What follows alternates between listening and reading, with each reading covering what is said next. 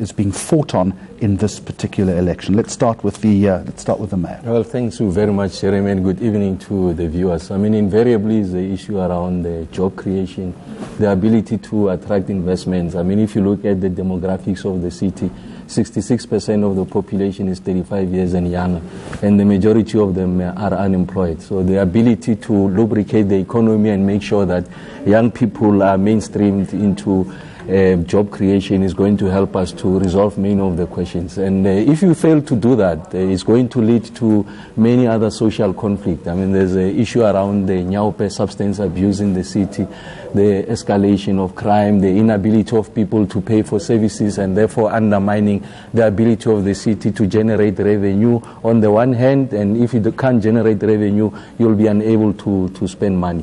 We have initiated and inaugurated interventions to resolve that question, the issue around SEPO 10,000 that is targeted at helping young people using our own fiscals to help to make sure that we... And I'm going to get to some of the solutions to the issues that you raised. Let's go to the Democratic Alliance now as we talk to you in order of size. Manufacturing and also job creation. What do you see, Solly Msimanga, as the principal issues that you'll be fighting this election on come August the 3rd? Thank you very much, Jeremy. But I think I agree partly with what Kgosientso is saying, that is the main crux of the problem in Tshwane. But to add on to that, I think that corruption has actually become so rampant in the city that it's actually taking money away from basic services and from the deliver or the ability of the municipality for it to be able to deliver to its people.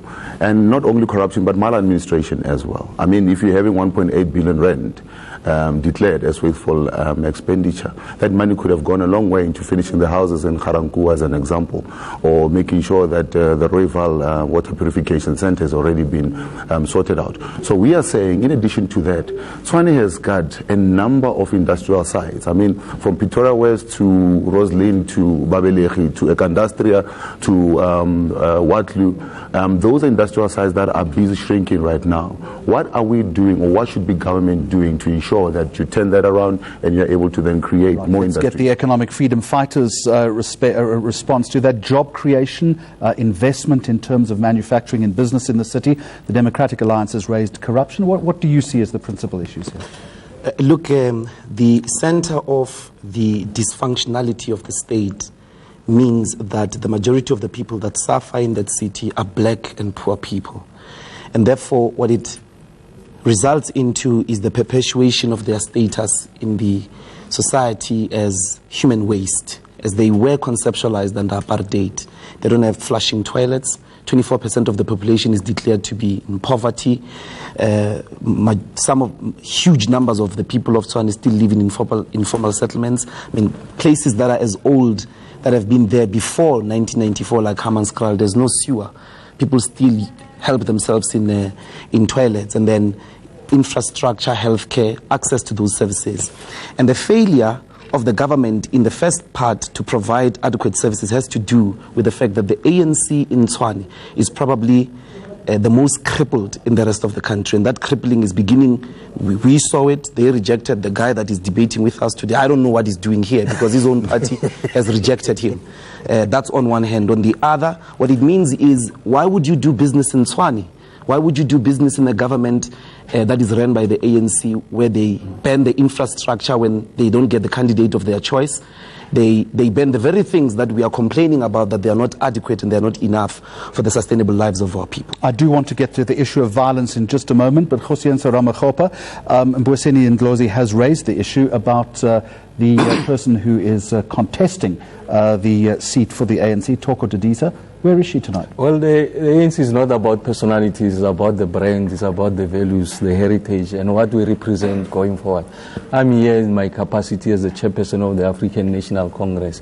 And when you invite people to come and vote for the ANC, it's about the package of interventions that we are proposing and also our track record. I mean, just to take issue with what Solly had raised, he makes the point that there's about 1.8 billion rand wasteful expenditure. I challenge him now to give you that evidence. Go to the report of the AG. It doesn't talk about any wasteful expenditure. In fact, if there's any wasteful expenditure, they put it at 20 million rand. It's still sizable, and it's something that we want to resolve going forward. The ANC is not an organization of violence. We have gone out to the communities. We have quelled the atmosphere. The environment is now ripe, is ready for us to have free and fair elections, and we are confident that our people are going to pledge their support and demonstrate that the ANC is still the only dependable and reliable organization to resolve many of the social conflict. And indeed, we have made significant progress in resolving. Let's pick up the 1.8 billion. Where's the evidence? Well, it's right there. Go and look at the Auditor General's report. I mean, it's unfortunate I don't have it in front of me, but it's there. It states which municipality has wasted how much or has lost how much. It started with the Nelson Mandela Bay, which is at about close to 2 billion rand, and it's Tshwane, and then it's Johannesburg, and then it states them in that categorical order. So I don't understand when the outgoing mayor is saying that he doesn't know where this information is, because that information is right there in black and white. I'll give you a quick opportunity to rebut that.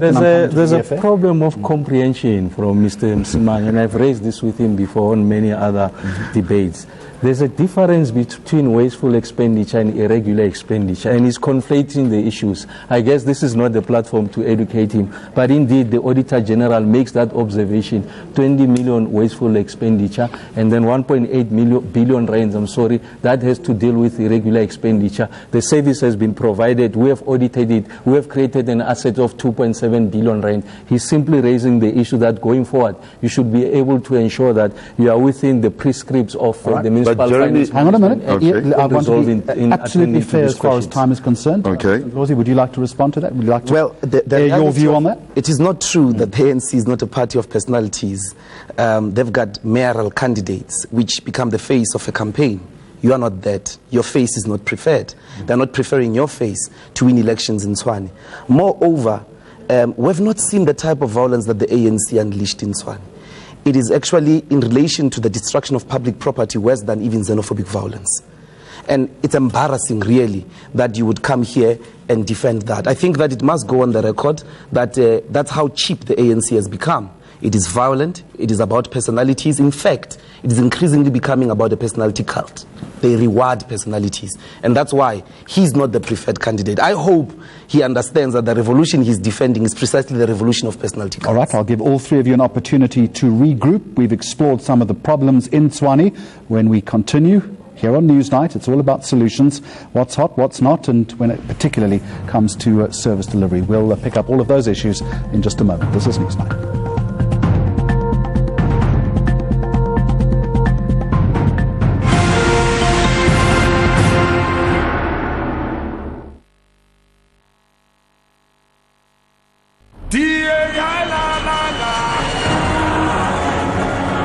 South Africa, Kenako, it is time. It is time to believe again in a better tomorrow. It is time to have hope again in the South Africa Madiba dedicated his life to achieve it. A South Africa with honest municipalities, better services, and enough jobs for all. The DA is that hope. The DA is that change. We need to move forward again. In this election, you have an opportunity to vote for change. So vote DA. Vote for change. Vote DA. Anyone can become the victim of a legal problem. Unfair dismissal, wrongful arrest, blacklisting, contractual disputes, uncontested divorce, or even drunk driving charges. It can happen to anyone. Join Clientele Legal today and have a tough professional lawyer by your side 24 hours a day. It's affordable. Plans start from 140 rands per month. SMS DEFEND to 42770 and we'll call you back.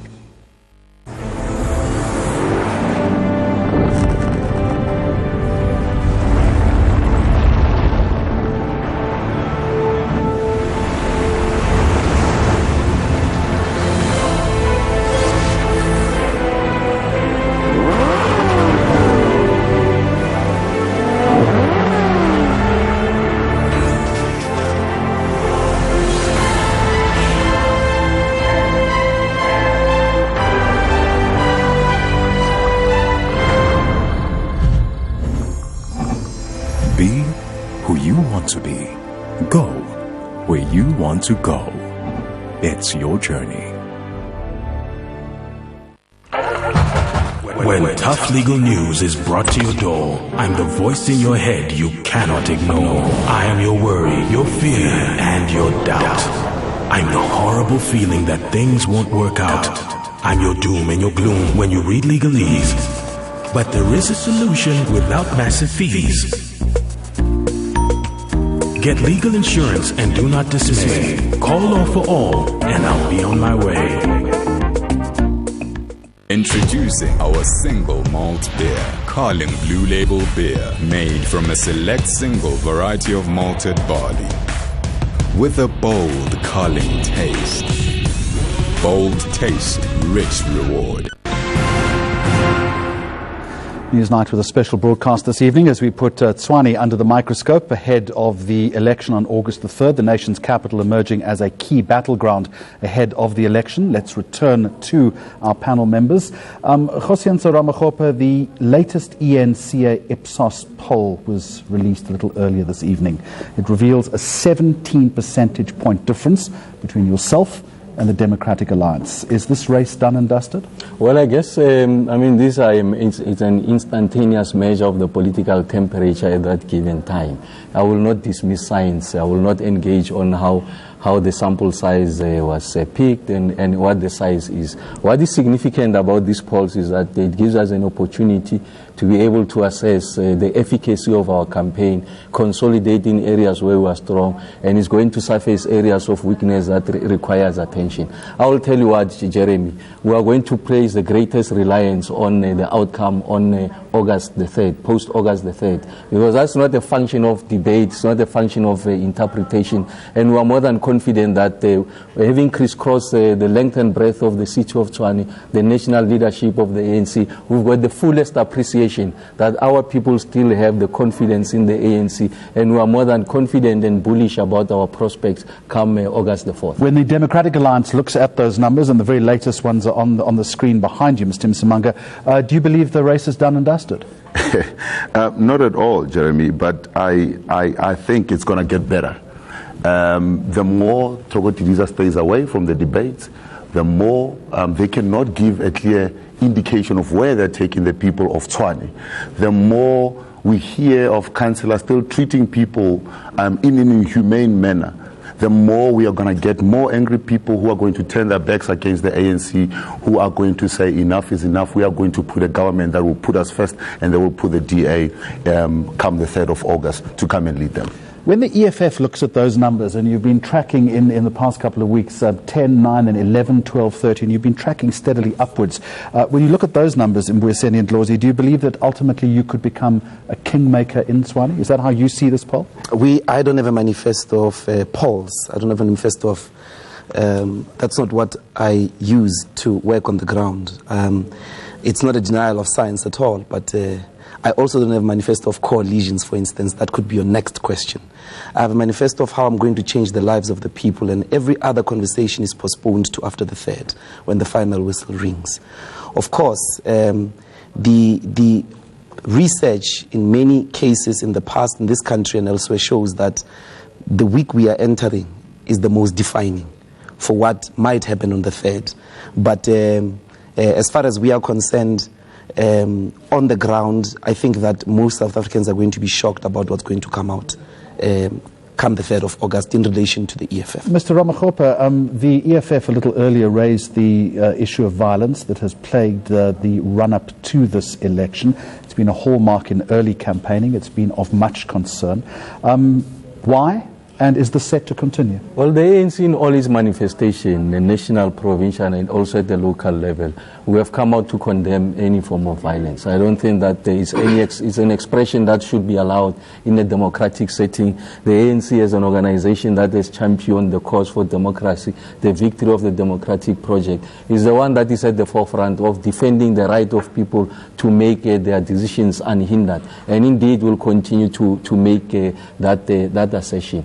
like I said, we are more than confident that the elections will be free, and indeed our people will confirm that we remain the reliable and dependable party to lead them into the next phase of this democratic project, ensure that we are able to resolve the almost intractable problems of poverty, unemployment, and inequality. And the manifesto that President Zuma has presented and the localized version at the level of Tshwane begins to demonstrate our full appreciation of how we understand the difficulties that is confronting our people, and that's why we're injecting money in infrastructure. We are rehabilitating the townships, we are reindustrializing those areas and ensuring that we're creating opportunities for everyone, especially the poor and vulnerable. Does the Democratic Alliance believe the spectre of violence could loom during and post the election?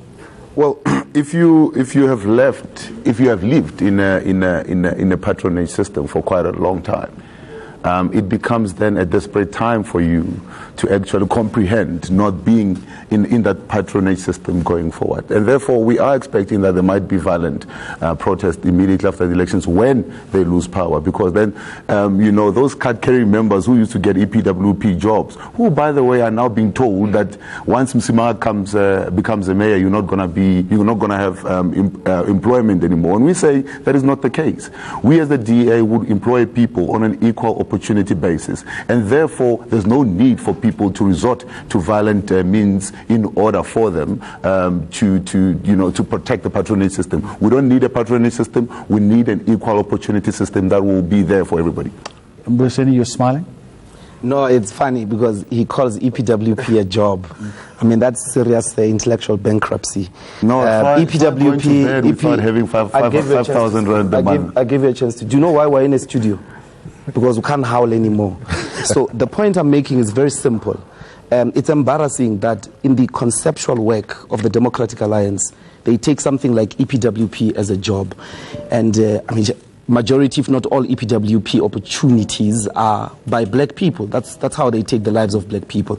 The EFF's plan around jobs is to start with transforming an EPWP into a proper, decent, waged job with educational opportunities, with benefits such as pension fund, medical aid, so that our people are not exploited collecting rubbish across the townships, building roads and so on and so forth. We're going to transform that into sustainable jobs.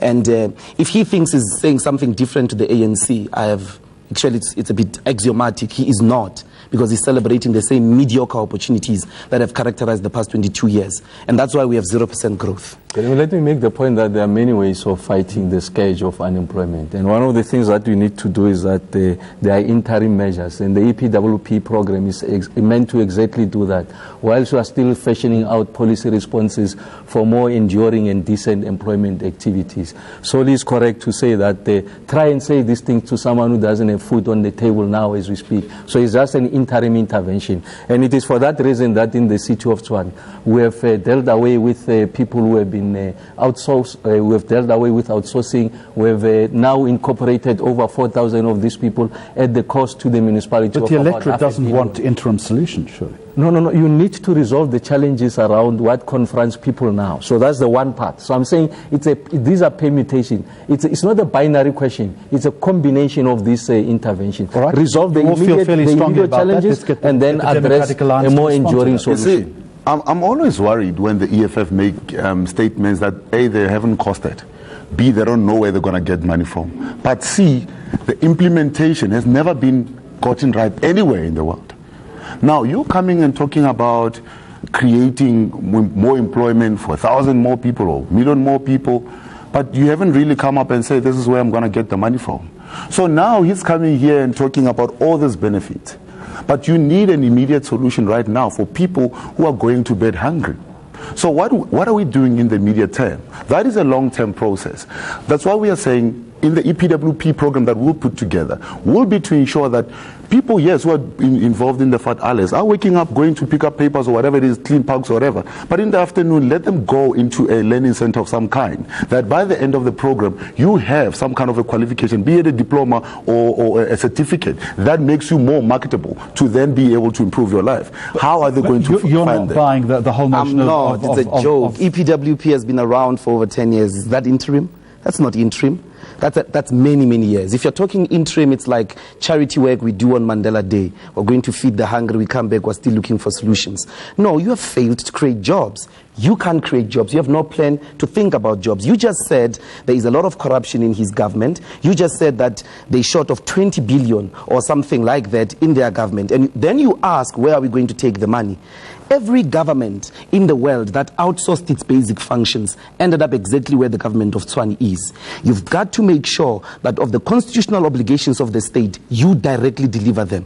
Tenders are the ones that are causing huge corruption, because for a bottle of water, if I'm tendering out the sale or the purchase of this bottle and it's R1, a tender guy will sell it or go buy it for 5 rands, make 3 rand change. So we're saying very concretely, our people are going to get direct jobs that are sustainable, that are of quality, that have benefits, because the money is there solely, just admitted. Number 2, that is a form of sustainable income that you can create. It gives them buying power. When they've got buying power, they can go and spend much more. That means I, as a business person, can go to Tshwane because people of Tshwane have got huge spending power. And that's likely to become the fundamental issue as far as this election is concerned. Youth unemployment in Tshwane standing at 33%. I'm going to ask each of you now for some closing remark. But I want to preface it by asking you this question, and let's start with the ANC again. Should the name Pretoria disappear? Well, today there was a major constitutional ruling, a major landmark, that says that we must proceed with the name change, because we must reconfigure the monumentality that is the city's landscape, ensure that the heritage and also the symbols that are in the city are reflective of the demographics of this country. I'm saying it's a major landmark because it's a reaffirmation of the historic mission of the African National Congress of creating a non-racial society. So everyone has come to the appreciation that that's the right course that we should be taking, and yes, Tshwane will remain Tshwane going forward, so that we are able to demonstrate that on the one hand, while we resolve the issues of socio-economic issues, the issues of unemployment and hunger, we are able to create a city that everyone can identify with. It starts with the heritage, it starts with the symbols and the monumentality of the city that we want to create. Do you echo those sentiments, Democratic Alliance? Well, Jeremy, I couldn't care what you call the city. What I would care about is that you have a clean city, you have a city that prospers every of its residents. That is what is more important to me. When we can talk about what we call the city, I mean, how do you go to an area and call it Mandela Village, but there's sewage running down the road, there's no water that people are getting, there's no proper electricity that people are getting, and people still are living on streets without names, and then you say you want to then change the names that already exist. For me, the biggest challenge is to change the people's life in Tshwane, and then we can talk about name changing. But be that as it may, that is something that I do believe needs to be addressed, but for me is not an immediate issue. The immediate issue is bread and butter issues and service delivery on the ground. Final thoughts from the freedom fighters. Today we have finally understood why many people have to doubt black people that are fronting in the DA. How do you say you don't care what they call us? That is our city. You don't care that they call it Verwoerd. You don't care that they call it Hitler. That is the embarrassment. It is a shame that Soli would come here as a black person and say he doesn't care. But equally, to take 22 years to change a name, you're going to take 22 years to remove statues of all apartheid and colonial murderers in that city. Did you need the Constitutional Court to make a landmark judgment? They are not serious about transforming and making this a post-apartheid democratic city that is representative of the values of the Constitution. Gentlemen, thank you very much indeed. I would imagine this debate will continue on social media with some degree of intensity. It's a wrap for our special broadcast, our election roadshow crisscrossing the country over the past few months. South Africa heads to the polls in just under 2 weeks. Make no mistake, we will be there every step of the way. This is Newsnight. 7:30 headlines are next.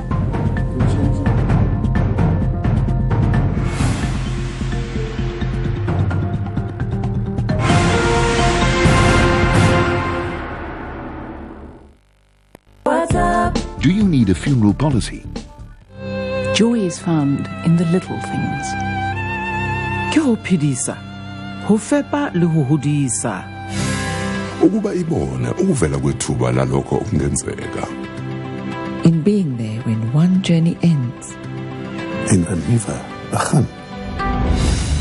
Life is a gift to us. Since 1918, FBOP has comforted and supported South African families in their time of need. With more than 250 branches nationwide,